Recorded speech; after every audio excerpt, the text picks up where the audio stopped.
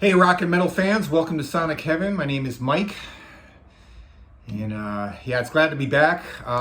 It's been a while. I actually haven't posted a video in probably over a year, and lots of reasons for that. To make a long story short, I got a full-time job last year, October of last year, and I've been working with 3 bands, and it's just been really hard to find a time to do this, and it's a shame because I really love it. I had a lot of fun doing those first few videos that I did last year. But yeah, I want to get back in the saddle, so here we go. Just to let you know, I'm recovering from kidney stone surgery, so it's been a week since I had a surgery, and recovery's going well. But yeah, it's been a hell of a year. I've been having some medical issues these last few months, and yeah, I'm kind of putting it in the rearview mirror now, which is great. I feel good, and definitely want to make some more of these videos for you guys. All right. So today we're going to be reviewing an album by my favorite band of all time, Blue Oyster Cult. And the record we're going to review today is Secret Treaties, released in 1974. Great album cover. It's probably one of my favorite album covers of all time. Tell you a little short story about that. I was about 12 years old. I think I was living in Las Vegas at the time. And I walked into this record store, which may have been the record store in Woolworths, actually, now that I think about it. But yeah, this album was on the shelf. And at the time, I was a model airplane freak. And I really loved, building model airplanes from the World War II era, especially the German planes. I thought they were the coolest. And the ME-262 was one of my favorite models to build. So when I saw this album cover, it really caught my eye. I freaked. I was like, oh, this is amazing. This is beyond cool. But being 12 years old, probably not having much money, I didn't buy the album. And it wouldn't be for a few years until I actually purchased this record. But anyway, it's a classic record. It's a classic BOC album. It's actually regarded by a lot of fans and critics as their best. And yeah, I'd almost agree with that. I think it's definitely in my top 3. Not crazy about the production of this record. I think it's lacking a bit. It's not quite as murky as their first record, but it still sounds kind of boxy, and I wish the drum sound was a little bit better. You can hear all the instruments, and the separation is okay and everything, but yeah, I wish the production could have been a little bit better. That's it. But anyway, it's a classic record. The songs are just amazing. The songs definitely make up for the production, flaws. So anyway, yeah, let's get started with the review. It opens up with the track "Career of Evil." The song was written by Albert Bouchard and Patti Smith, and it's a great tune. It's a great opening track. It's got a really cool riff in it. Some great organ playing by Mr. Alan Lanier, and it's great vocals by Eric. I love the lyrics. Of course, what else can you expect from Patti Smith? She's just a brilliant lyricist, and it's really cool that Blue Oyster Cult was able to utilize her lyrics. And some of that had to do with the fact she was Alan Lanier's girlfriend, but it's hey, whatever works, man. Good stuff. All right, I'm gonna play that riff for you, the main riff. It's in the key of A. It starts off with the A chord, kind of the root and 5th chord, and then it goes up to a C, and it's a C third actually. He keeps that third in there. An E. So, and then he slides up from a C to a D, which is going to play on the A string, like that.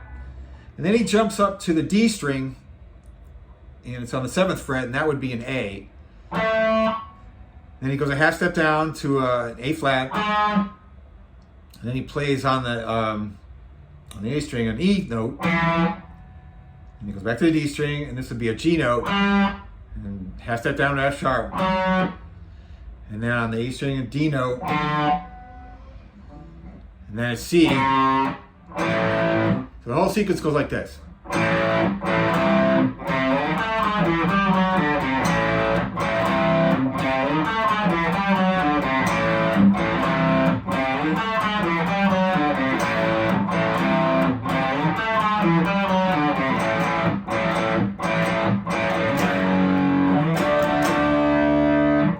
That's the tag at the end of that. You know, it's a A chord, A major down to an F sharp major to a D.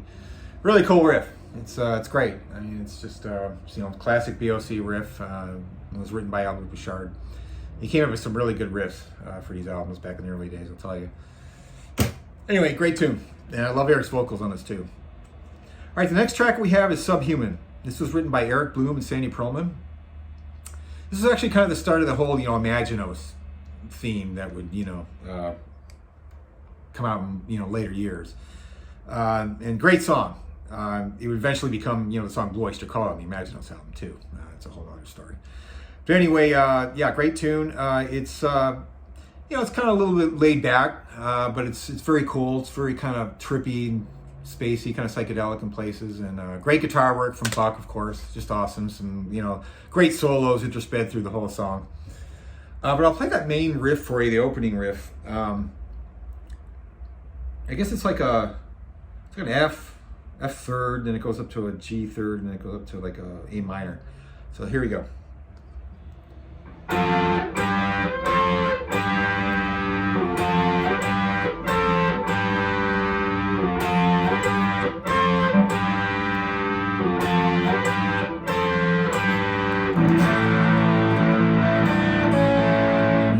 A suspended thrown in there. Yeah, very cool song. I like that main riff too. It's kind of like a C to a D, and a G to an A.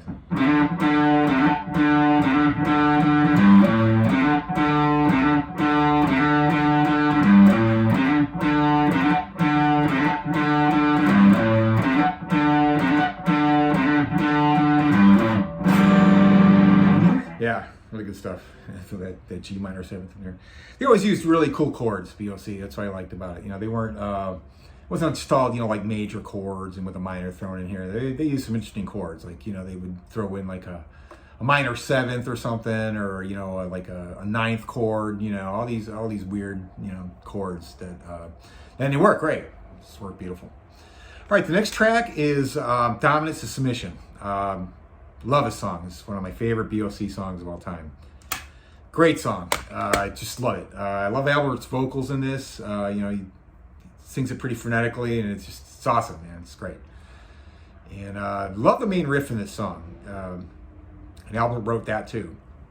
And I'll play a little bit for you. Here we go. It's based on major chords, pretty much. But there is one weird chord in there that makes the riff. So it starts off on an F sharp. Just a major chord, root fifth, you know, it goes F sharp to A, F sharp to B, F sharp to C, and then it jumps up to an A flat, or, you know, G sharp, whatever you want to call it. And then the last chord is this, I guess it's a D flat seventh, flat ninth, maybe, I'm thinking. It's the same as that Hendrix chord, you know, that Purple Haze. Only it's played in the fourth fret position. So it'd be like a D flat version of that. So here's the whole sequence. Here we go.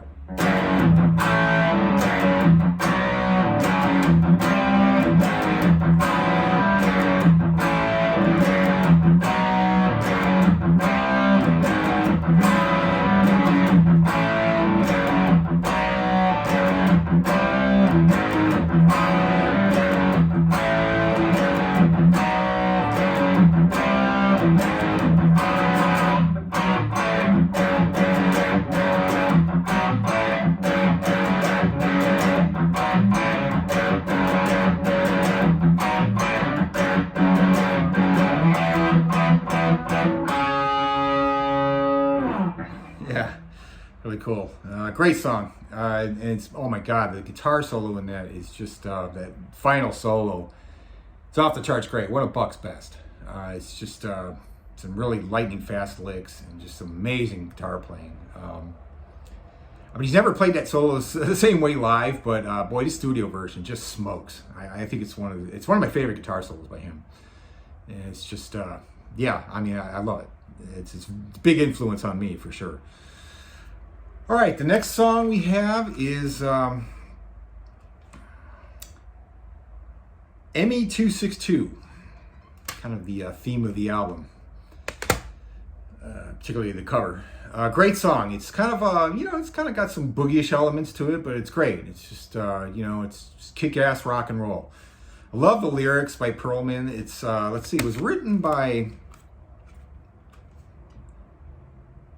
Eric Bloom, Buck Dharma, or Donald Roser, that's his real name, and Sandy Perlman. Yeah, what an amazing song. It's pretty cool. It's it's very rock and roll-ish, and it's got a lot of amazing parts in it. A lot of dynamics. Love Eric's vocal in it. It's just amazing. The lyrics are just so cool. I mean, if anybody's into the history of the world and that kind of stuff, especially during World War II, that's quite a history lesson there in the lyrics. Yeah, it's an amazing song. I just love those lyrics. Blasting clustered R4N quartets in my snout. Who else can come up with that but Sandy Perlman, It's great stuff. But yeah, great tune. It's a highlight live too. They did this song a lot live, and still do to this day. And there's a great live version of it on Your Feet or on Your Knees. I think that live version is awesome, especially they have the 5 guitars, in the middle of that song. And I think that's my favorite version of the 5 guitars. It's just awesome. Just amazing. It's just it's a thunderous sound that they get in that version of the song. Just amazing. All right, so next we have Cagey Cretins. I like this song a lot. This song has kind of taken some flack over the years by critics, saying it's probably like one of the weakest tracks in the album. I don't agree. I think it's a really cool song. Albert, he was a good songwriter, and I think this is a genius song. It's a cool riff, it's pretty simplistic, but it's great. It goes from a D to a F.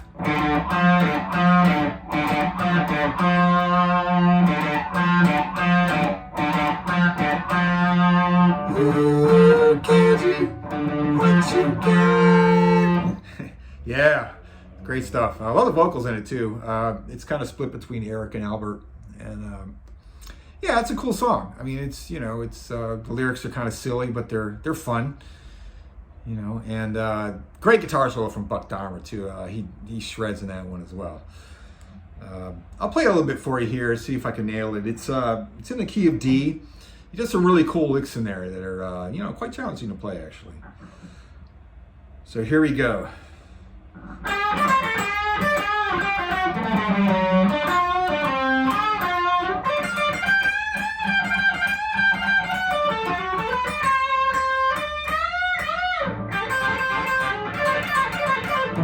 Yeah, it's good stuff, man. It's it's got all those Buck Dharma trademark licks, that are just fucking awesome.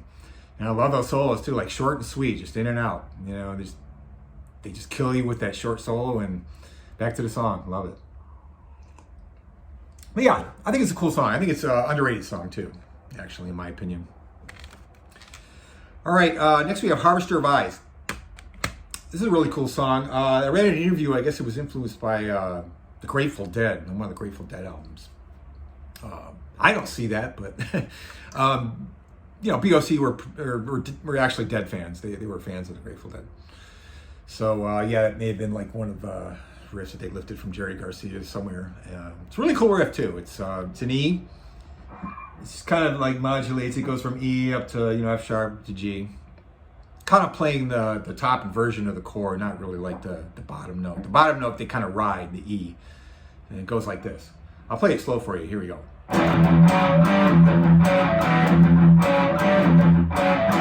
And we'll play it at the right speed.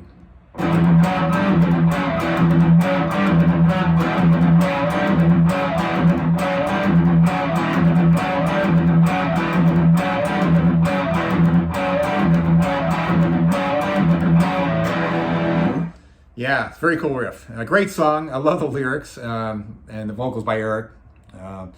Great harmony guitar solo too. Blue Oyster Cult didn't really do that too much, but they did on this song. And yeah, it was great. I'm not sure if Buck played all those parts or it may have been Buck and Alan. But yeah, it's very cool. It's, sorry, wrong key. Shit.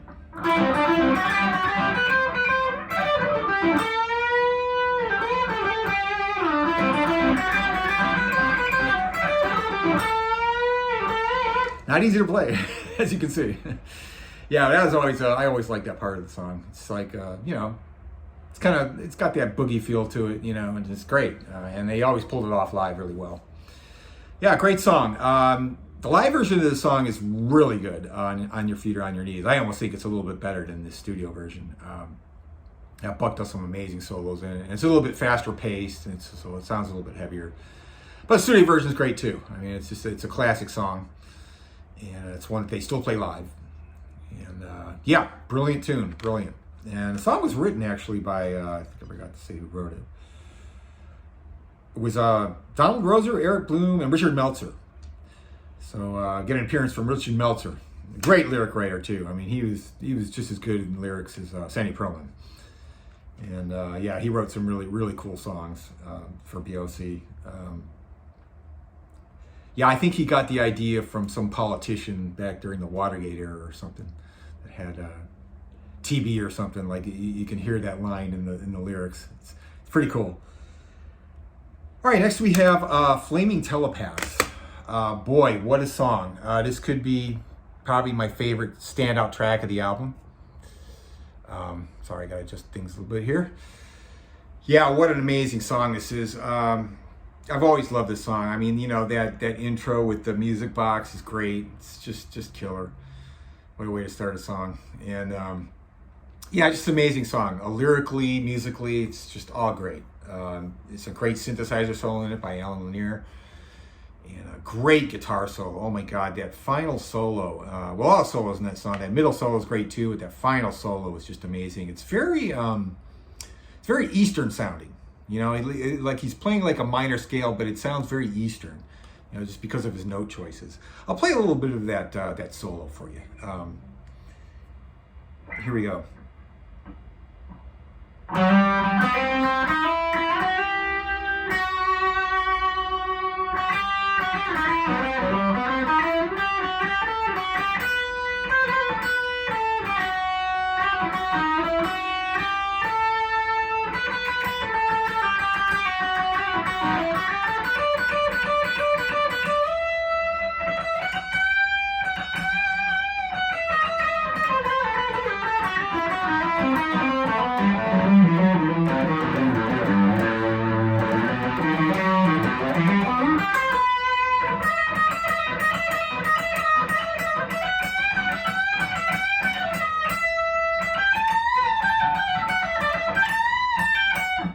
Yeah, man, that's not easy to play either.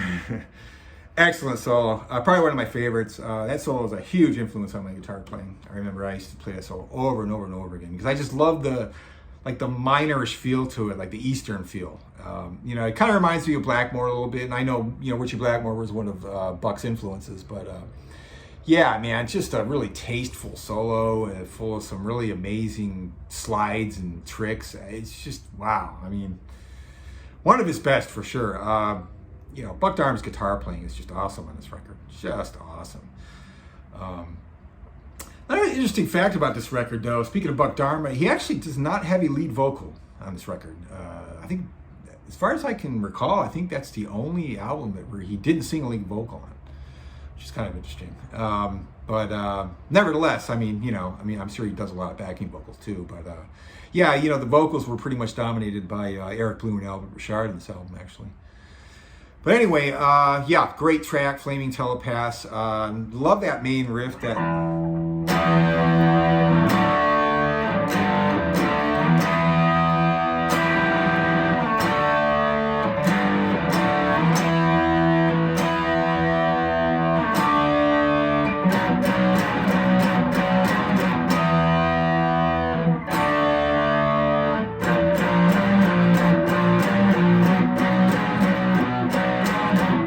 These strange chords in here, and I don't know, I guess they're seventh chords, but I don't know, he starts off on the 8th fret E string, and then he plays on the 8th fret on the D string, and the 9th fret on the G string. So it's kind of like I don't know, I guess it would be a 9th or a 7th chord, I'm not sure. And then, an E major, E major to A major. Really cool chord. I mean, I always love that chord. It makes that song. Yeah, awesome. All right, so yeah, Flaming Telepath, probably my favorite song on the album. It's a standout track for sure. One of my favorite BOC songs of all time. It's probably in my top 5. All right, next we have what's probably regarded as the most popular early BOC song, Astronomy.